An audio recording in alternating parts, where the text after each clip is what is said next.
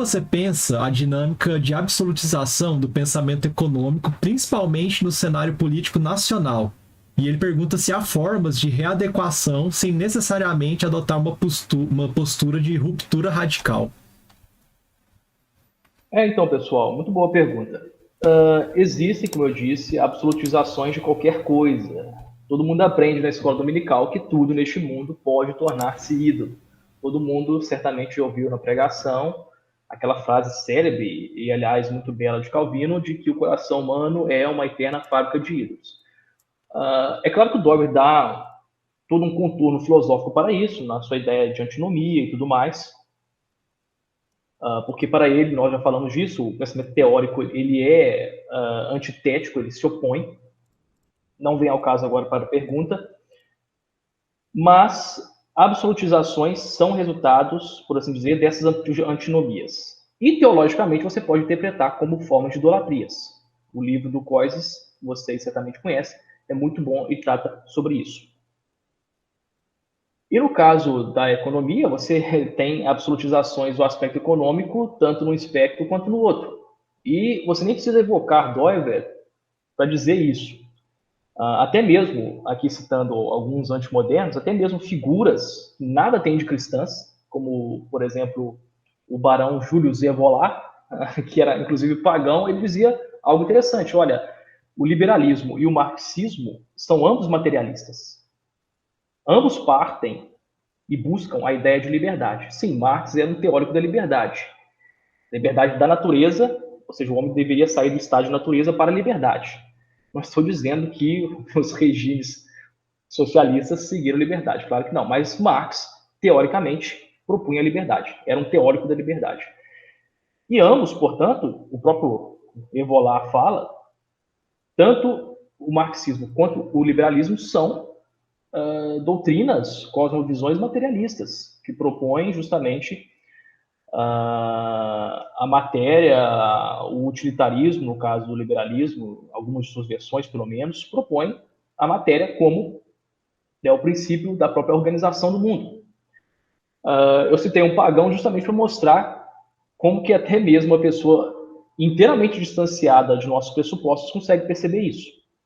Então, antes de entrar em questões políticas, e nem vou tratar disso especificamente, porque a gente está trabalhando com coisas muito mais elevadas, coisas muito mais interessantes que é Dover e seu pensamento, mas existe absolutização tanto para um lado quanto para o outro. E eu acho muito problemático quando cristãos começam a tratar as coisas sob esse aspecto, do aspecto utilitarista, como se as leis de economia, claro, são válidas e tudo mais, mas como se elas fossem, por exemplo, superiores às leis morais de Deus. Um outro pensador, muito interessante também, o John Milbank, naquele livro dele que está esgotado, que é a Teologia e Teoria Social? Sim, mas isso, o título eu lembro, mas eu esqueci agora a Loyola. Loyola. Teologia e Teoria Social, obrigado, Dude. Que a Loyola publicou há um tempo atrás, ele diz algo muito interessante. Olha, todos esses sistemas de pensamento, como o materialismo, como o marxismo, como o liberalismo, todos eles propõem que forças exercem o controle e o poder sobre o homem. E forças, como vocês bem sabem, são essencialmente imateriais e impessoais. Então, ele chama isso de a ontologia da violência. Por quê? Porque todos esses sistemas propõem forças impessoais que maceram, que esmagam a personalidade do ser humano de maneira completamente impassível. Então, seja o freudismo com a sexualidade como uma força que molda o mundo, também acaba despersonalizando, esmagando a personalidade. E aí ele diz, olha, o cristianismo não, o cristianismo parte do princípio do amor, socialmente falando. Parte do princípio do amor. Então, o amor é sempre pessoal, o amor sempre de uma pessoa para outra. Claro que você pode falar de amor para objetos, mas não vem ao caso. Mas o amor, na sua forma mais elevada, é o amor por outrem, por uma outra pessoa. E, portanto, o cristianismo consegue fornecer uma resposta, consegue fornecer, por vezes, uma saída de dilemas, muitas vezes enfrentados por essas demais doutrinas. E eu acho que o ponto fica aí, pessoal.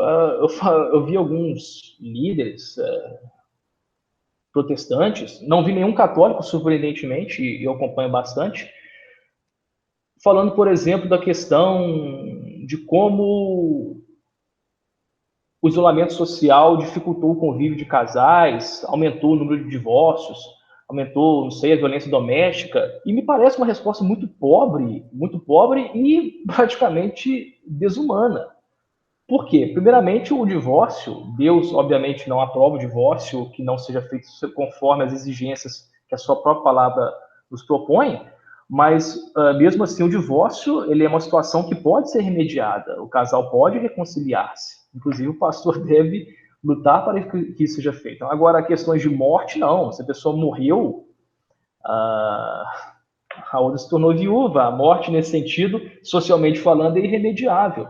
E uma preocupação que eu tenho, justamente escrevendo sobre cultura e sobre filosofia da cultura, é precisamente essa mentalidade de Excel, essa mentalidade aritmética, certo? De achar que tudo pode ser reduzido a quantidades, a quantificação. Algo que, como eu disse anteriormente, até pagãos, como o Evolarra e seu mestre René Guénon já havia dito, não é? O reino da quantidade. E aí você acaba caindo nesses cálculos, nessas tabelas, nesses genocídios de Excel, que contabilizam mortes como se fossem simplesmente números, esquecendo que um ser humano, pessoal, como nós estamos aqui falando, ele participa de todos os aspectos modais, mas nenhum aspecto modal o restringe, nenhum o encerra. Ele participa dessa raiz supratemporal. Então, qualquer ser humano, ele vive numa quantidade de relações, inclusive relações encápticas, como diz o Doiver, uma série de sociedades e grupos sociais e relações que, tão logo se vê privada dele, desse ser humano, elas entram em uma espécie de crise. Uma família que perde seu pai, perde seu filho, perde sua mãe, sua esposa, essa família começa, de certo modo, a desestruturar-se até arranjar um novo equilíbrio. Então, eu acho muito problemático. E respondendo, portanto, a questão de maneira bem mais direta, não é? Eu acho que talvez a intuição do nosso querido John Milbank nos ajude aí. O amor continua sendo o princípio de organização social ideal para o cristão. Como o Dutti lembrou aí, Agostinho fala do amor próprio e o amor a Deus. E o Doiver, inclusive, retoma Agostinho por meio de Kuyper e enfatiza mais uma vez a questão da antítese. Se trata de uma cidade de Deus e uma cidade dos homens, ou como os teólogos medievais, principalmente Jan Hus, dizia, é o corpo de Cristo e o corpo diabólico, o corpo do diabo. Então, cabe a nós vivermos em conformidade com o corpo de Cristo. Sim. E eu acho que essa maneira, nas duas respostas, nessa resposta do Fabrício agora quanto na anterior, elas fornecem para a gente meios de fazermos crítica às ideologias políticas, por exemplo, a sociedade do consumo, ao capitalismo, que, por exemplo, não são as críticas marxistas, weberianas do capitalismo, mas é uma outra crítica de observar dinâmicas econômicas, por exemplo, não cair nos seus estereótipos, não cair nos seus excessos, mas a partir de uma outra análise, né? Eu acho que essa é uma riqueza que é desconhecida pelos evangélicos e a causa de uma das, né? São vários fatores, mas uma das causas de que eles são cooptados pelos discursos, ora de um lado, ora de outro, de dar essas respostas, porque precisam enfrentar os problemas, porque eles estão aí, não conhecem esses recursos e acabam optando por essas respostas e comprando os pacotes dos seus pressupostos que vêm junto, né? Então, a importância de fazer esse tipo de leitura política, esse tipo de leitura agora econômica, que a gente encontra, inclusive, esses pontos de diálogo, inclusive fora da tradição cristã, como o Fabrício bem colocou, é o que faz tão urgente para a igreja essa leitura, esse estudo, essa ênfase, essa forma de enxergar a realidade. A gente tem bons materiais à nossa disposição para fazer isso, para a gente não precisar mais estar sequestrado por essas leituras e por essas análises da cultura, da economia, da política e assim por diante. Acabando caindo nos clichês, né? Isso que o Fabrício mencionou, nas mentalidades de Excel, né? Essas contabilidades aí, ou então nas discussões muito polarizadas. Eu me lembro da grande questão no começo da pandemia sobre ou salvar a economia ou salvar vidas. Não é possível fazer aquilo que o Bob Halsward fala de uma afirmação simultânea da norma, a gente afirmar as normas econômicas, afirmar as normas sociais, afirmar as normas bióticas, né, da vida. Não é possível pensar numa outra abordagem. É muito pobre o jogo de soma zero quando a igreja é cooptada por ele, né? Infelizmente. E só finalizando, eu me lembro aqui de uma frase, um parágrafo, na verdade, do Peter Leithart, outra vez vindo à tona. Ele lançou no último ano, 2020, 2021, uma série chamada Theopolitan, que é justamente o grupo que ele coordena, Theopolitano, na verdade, Cidade de Deus, ou habitante da Cidade de Deus. E no Theopolitan Vision, a visão teopolitana, que é o primeiro livro dessa série, ele diz algo interessante. Olha, a visão bíblica, ela não vai se encaixar em nenhum dos espectros e mesmo ideologias que estão na moda, e você tende a aceitar, por assim dizer, o martírio, o testemunho. O martírio originalmente significa isso, o testemunho, que isso traz para si. Por exemplo, a Bíblia fala contra o uso de drogas, vamos colocar assim, claro que não fala especificamente sobre cocaína, sobre êxtase, mas fala dessa questão, por exemplo, podemos deduzir da embriaguez. A vida é valorizada, a norma da vida é valorizada, então um crente não deve apoiar o aborto, não deve apoiar, né, o uso de drogas e tudo mais, ele diz isso, então isso será aplaudido pela direita, mas a Bíblia diz, por exemplo, da hospitalidade aos imigrantes, aos estrangeiros, o cuidado para com o forasteiro. O autor aos Hebreus é bem claro ao dizer que, praticando a hospitalidade, alguns santos do passado receberam anjos. Então ele fala,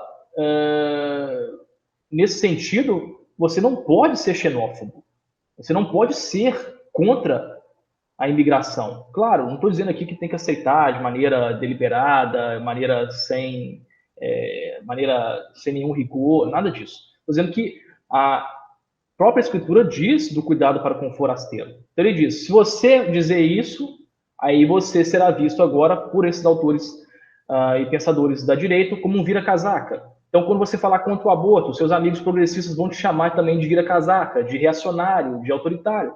Então, a visão bíblica, de fato, ela é tão integral, e tão rica, tão diversa, que ela dá conta de todos esses elementos, dessas falsas antinomias que, vamos colocar assim, a filosofia da imanência nos apresenta.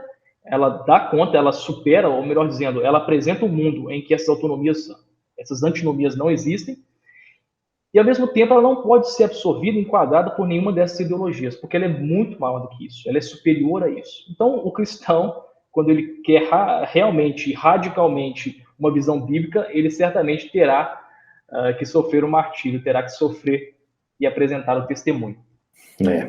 Isso é verdade. Você mencionando aí sobre duas coisas que você falou, sobre pedindo desculpa pelo controle, viu, do fórum, viu, Kaique? A gente, né, não foi feita uma pergunta, mas nós estamos aqui interagindo. Todo dia que eu posso conversar com o Fabrício, ele menciona sobre a mentalidade calculadora, né, essa mentalidade de Excel, e muito preto no branco, o jogo de soma zero, e eu me lembro do livro do Peter Leithart, que é o Vestígios da Trindade, né, que, na minha opinião, assim, ele está no meu top 5 de livros. Parece que é um livro, assim, normal no sentido, assim, de vida e de devoção que qualquer um pode ler, mas ele está, assim, o tempo todo fazendo referências às principais filosofias, sejam políticas, sejam estéticas, Então é um livro assim fantástico, e essa ideia constante da habitação mútua, da pericorese, né, retirada da trindade como o padrão para a gente enxergar as experiências da temporalidade, é o que salva a gente dessa mentalidade calculadora, desse jogo de soma zero e desse tipo de polarização que a igreja acaba entrando. Agora, eu queria aproveitar que o Fabrício falou disso, colocar uma pergunta que não está lá na tabela, mas assim, já entra o que o Fabrício estava falando, que o Adalberto perguntou sobre essas questões no interior da igreja, né? Sobre problemas de polarização no interior da igreja. Agora, eu queria saber, assim, fora da igreja. O Fabrício estava falando sobre essas tendências de progressistas e conservadores, ou coletivistas e individualistas. Eu acho que a gente tem alguns estereótipos, assim, que não encerram o que são essas figuras, mas a gente tem, na inteligência brasileira, digamos assim, figuras como Olavo de Carvalho, por um lado, e todos os seus alunos, Márcia Tiburi, de outro lado, e todas as pessoas que transitam ali ao redor, com suas pautas, suas agendas e suas abordagens sobre os mesmos problemas. E muitas vezes também a igreja, ora, oscilando de um lado para o outro também. Eu não sei como que o Fabrício enxerga isso no interior da sua análise cultural, da própria cultura brasileira, que ele conhece muito bem, e também como que a filosofia reformacional ajudaria a gente. Eu sei que é uma pergunta meio de sopetão, assim, e que não dá tempo do Fabrício pensar muito, mas eu acho que é bem urgente e lida exatamente com esse problema, só que do outro lado dos muros da igreja, né, do lado de fora, que não está tão fora assim, porque os alunos de cada um desses intelectuais influenciam muito a cabeça da igreja, infelizmente. Então, não sei como é que o Fabrício enxerga isso aí. Muito boa pergunta. Eu disse, quando eu estava nas redes sociais ainda, e obviamente isso foi, não sei se foi mal visto, mas pelo menos gerou certa controvérsia. Eu disse, ironicamente, claro, que ia propor o olavismo como um novo motivo base na cultura brasileira. Muito bom.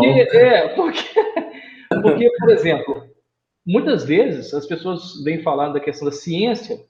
Inclusive, eu cheguei a participar com o meu amigo William Teixeira, ele é professor lá da Universidade de Mato Grosso, né? A gente participou de um seminário sobre ciência, universidade e cristianismo. E eu falei desse livrinho do Doiver, que foi lançado ano passado, A Sim. Secularização da Ciência. São pequenas, aqui diz monografias, seriam artigos que a Paideia, né, tem publicado. A Paideia, quem não sabe, publicou praticamente todas as obras do Doiver que nós temos hoje em dia, em inglês, claro.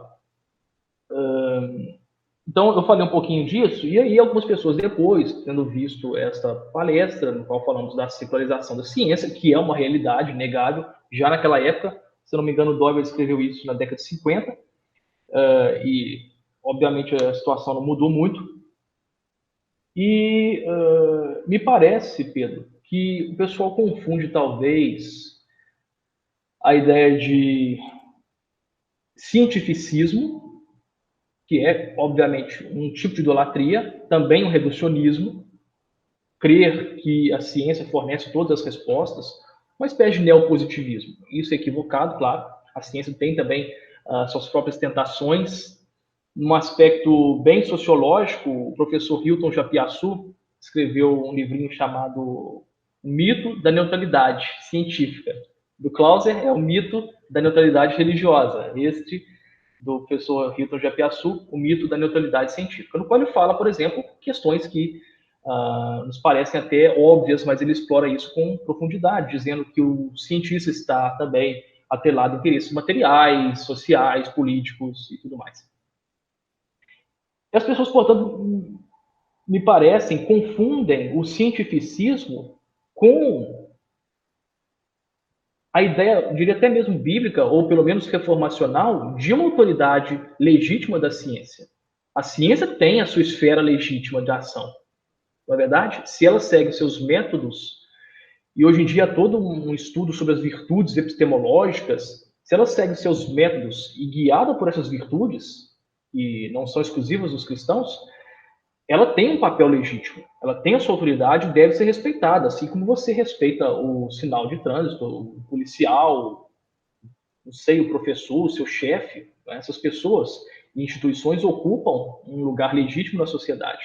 Ela tem também a sua esfera de atuação e sua esfera de soberania.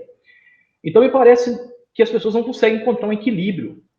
Não é porque você diz que algo não é infalível que esta coisa, este algo, se torne por si, portanto, completamente dispensável, completamente inútil. A ciência não é infalível, concordo plenamente, mas não quer dizer que ela seja inútil. Assim como tudo mais, você pode propor aí qualquer coisa, nada nesta realidade é infalível.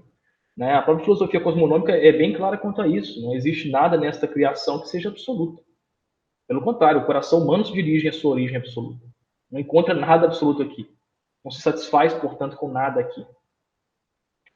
Então, eu até brinquei também, mais uma vez, quanto aí as postagens, eu brinquei dizendo o seguinte, olha, a igreja brasileira, achando que está seguindo a visão boiverdiana de ciência, está seguindo, na verdade, a visão de Guénon da ciência, a visão guénoniana da ciência, no qual ele ataca a ciência a crise do mundo moderno. Faz um grande ataque à ciência. Então, ou seja, me parece justamente isso. O olavismo acabou se embrenhando na igreja. E, claro, não vou dizer que não tem algo interessante. Eu acho o Olavo um ótimo filósofo da cultura. Aquele seu dialética simbólica tem ótimos ensaios. Tem ótimos ensaios. Mas, assim, como tudo mais, tem coisas perniciosas. E, claro, você tem também, por outro lado, né, uma elite, vamos colocar assim, liberal, libertária, mais progressista. Inclusive, aqui contando, né, eu tive o prazer de revisar o teu livro sobre a questão da homossexualidade, você lembra, né? Sim, sim, sim. Verdade, né? E uma coisa que você falou, e com a qual eu estou de pleno acordo, é a própria ideia de um fantasma do marxismo cultural. Que não existe, não existe. Você pode dizer, talvez, a escola crítica, a teoria crítica da escola de Frankfurt. Claro. E o próprio Adorno, curiosamente, ele tem algumas posições que hoje veríamos como conservadoras. Ele vai chegar nos Estados Unidos na década de 20, no qual o jazz estava ali no seu momento de maior vigor, no qual você tinha escritores como Hemingway, Faulkner, 2 vencedores do Nobel, escrevendo roteiros para Hollywood. Você tinha o Fitzgerald, né? Toda aquela riqueza cultural, musical, literária à tona, e ele vai dizer, não, tudo isso aqui é indústria de entretenimento, tudo isso é lixo, tudo isso é um tipo de entretenimento narcotizante. Altamente elitista, né? Altamente elitista, então, exatamente. Mas, assim, não há um marxismo cultural. Existe, talvez, né, um pós-estruturalismo, aquilo que o Luc Ferry chama de pensamento 68. 68. 68. Aquele livro é muito bom, né, Fábio? Muito bom, exatamente. Nossa, então, você tem... Excelente, excelente. Você tem, por exemplo, são 2 filósofos liberais, vamos colocar assim, que estão analisando a obra do Foucault, do Lacan, do Bourdieu e do Derrida. Do Derrida, isso. Então, assim, esse é o problema. Então, a gente acaba sendo um tanto premido por essas 2 opções, que são ambas muito nocivas, e eu acho, mais uma vez, algo que eu escrevi, é preciso achar uma terceira via aí, certo? Na política, eu tenho me interessado muito na discussão sobre o pós-liberalismo, que seria uma alternativa, tanto às formulações autoritárias que são apresentadas, nacionalistas, populistas, quanto também esse ramirrão, esse eterno choro liberal com relação à crise da democracia, o esboroamento do paradigma democrático. Então, o pós-liberalismo se apresenta como uma terceira via. Eu acho que talvez intelectuais cristãos no Brasil hoje deveriam começar a propor uma terceira via. E, respondendo de maneira um tanto pessoal, subjetivo, eu diria que é preciso simplesmente tapar os ouvidos, tanto para um grupo quanto para o outro, e manter seu próprio caminho, permanecer seu próprio caminho e formular ou ajudar na formulação dessa terceira via. Não se importar muito com, né, aquilo que se passa ao seu redor e manter um foco, claro, iluminado pelo Espírito Santo, sempre em oração, mas com o rigor intelectual também aí nessa busca por uma alternativa. Não sei se respondi a tua pergunta. Com certeza, com certeza. E o estudo dos antimodernos ajuda bastante nesse projeto, né? Ajuda Exatamente. muito, né?